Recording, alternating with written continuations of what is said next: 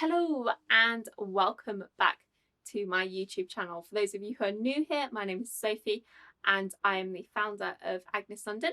Today's video is going to be a little home DIY project for you.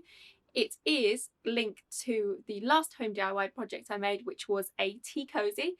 So if you are interested in having matching accessories in your kitchen, go ahead and check that video out as well. And yeah, today's video is going to be how I made this Kitchenaid cover. So again, I made it in matching fabric to how I made the tea cozy. So I made it in this gorgeous heart print Sophie Allpore fabric. I lined it with that fabric and I used that fabric for the outer as well. And then I added a big pocket to the front and a handle as well, so it's easy to lift on and off the top of the Kitchenaid. Could also double as a sewing machine cover, but yeah, it was fairly straightforward once I had got the dimensions right. So I will show you how I did that in this video and show you how I came up with my pattern. So yeah, let's get straight into this video and start sewing. And if you're enjoying it, be sure to give me a thumbs up. For this cover, I'm using this heart print fabric, Kitchenaid, tape measure, my fabric scissors and some pattern paper as well. So first of all, I'm going to measure the dimensions and make a note of the dimensions. So I'm measuring like lengthways, over the top, how long the Kitchenaid is, etc. So I get kind of all the dimensions and I'm making a note of them. My intention is to have one long rectangular piece that goes over the top of the Kitchenaid and then two arched pieces at the end. And then I think I'm also going to add a storage pocket onto the front and a handle on the top as well. Obviously the bowl is quite wide, so I need to allow for that width. And then using the height and width of the Kitchenaid as a starting reference, I'm drawing on two straight lines at a 90-degree angle to each other. So I've got the height of the Kitchenaid and then the kind of the width of the bowl as well. So here I'm just drawing in my arch line and then I'm going to measure it again and then just tweak it slightly if I need to. I'm doing half the pattern and then I'll cut it out so I have the full pattern. And then what I'm also going to do is I'm going to cut out a long rectangle that's twice the height of the Kitchenaid and the width of the Kitchenaid as well. So before I cut any fabric, I'm going to check that the paper mock-up fits first. So I'm just going to do that by pinning one of the end onto the long rectangular length. So I think at this point it was a little bit big, so I've decided to make a few alterations to make it slightly slimmer in places. So yeah, I'm going to go back to my paper pattern and make those alterations, and then once those alterations are done, it is ready to cut out the fabric. Now this is a directional fabric because the hearts all go in the same direction. So whereas I originally planned to cut the long rectangular piece on the fold, in order for all the hearts to be facing the same direction on both sides of the Kitchenaid cover, I have had to add a seam allowance into the top of the rectangle as well. So yeah, I just added a 1 centimetre seam allowance to the top of the rectangle, and also I folded my fabric so that all the parts were going in the same direction, so it was easier to match my pattern pieces up with the directional print. Once I folded my fabric in half, I'm just going to pin my pattern pieces down and cut them out. I cut the arched end pieces, I cut one pair of those, I cut a pair of both long sides of the rectangle, and then I cut half the rectangle again for the pocket, and I cut a strip that was roughly 20 centimeters by about 8 centimeters for the handle. And because I lined this fabric with itself, I cut double the amount of side pieces and main body rectangles.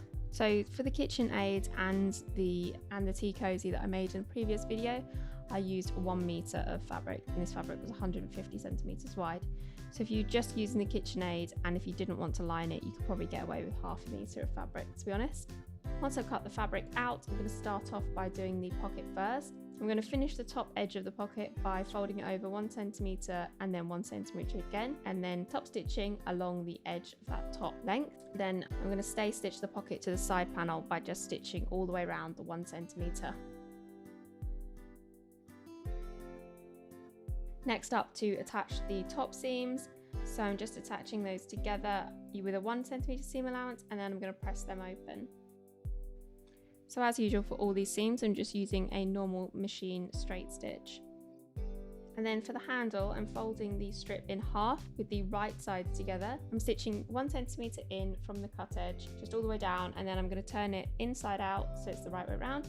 I'm going to top stitch down both long sides as well, just a few millimetres in from the edge.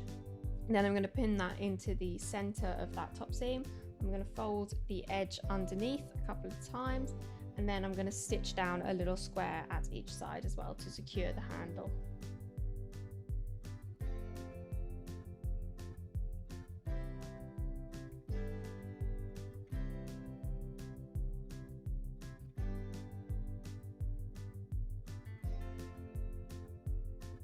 So now to attach the sides to the rectangle.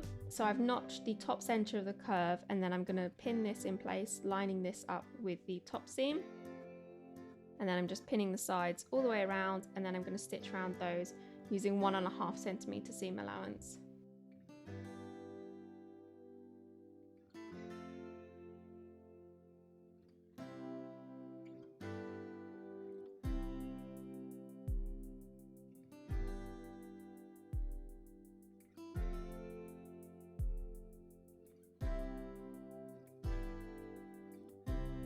Once I've attached both ends, I'm going to remove the pins, and I'm going to snip slightly into the seam allowance around the curve, which will just allow the fabric to sit flatter over the curve. And then I'm going to give the seams a press. And then I'm literally repeating the same steps with the lining, minus the pocket and the strap. So just attaching the sides to the main body rectangle. And then once the lining is done, I'm going to place the right sides together. I'm going to stitch around the hem of the lining and the outer fabric, and I'm going to stop 5 to 10 centimeters short of where I started, so leaving a gap or a hole, and this will allow me to turn the Kitchenaid the right way through. Obviously if I stitched it all the way up, I wouldn't be able to do that. So yeah, I'm just leaving a gap of about 5 to 10 centimeters depending on how thick the fabric is, and then I'm going to turn it the right way through. Press that all down so that even the kind of seam allowances of where the gap was are tucked in, and then I'm going to top stitch all the way around to neaten that edge and to secure that and to seal that hole as well. And then it's time to give the Kitchenaid a final press, and it's ready. So I also went back and stitched a line down the center of the pocket as well, because this was sagging a little bit. So yeah, they just stopped that from sagging.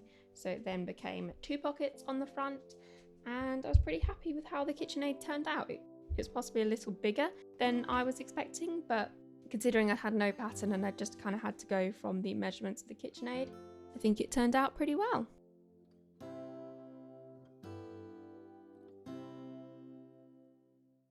Thank you so much for watching this video. If you would like more home DIY videos, please feel free to drop any ideas in the comments box below. If you're enjoying these home DIY videos, give it a thumbs up and subscribe to my channel so you don't miss any more videos. I'm thinking in the future I may do oven gloves, and if you have any ideas, please let me know. If you would like to find out more about Agnes London, you can follow me on Instagram at Agnes London, or check out my website www.agneslondon.com. Thank you so much for watching. I'll be back next week with another video.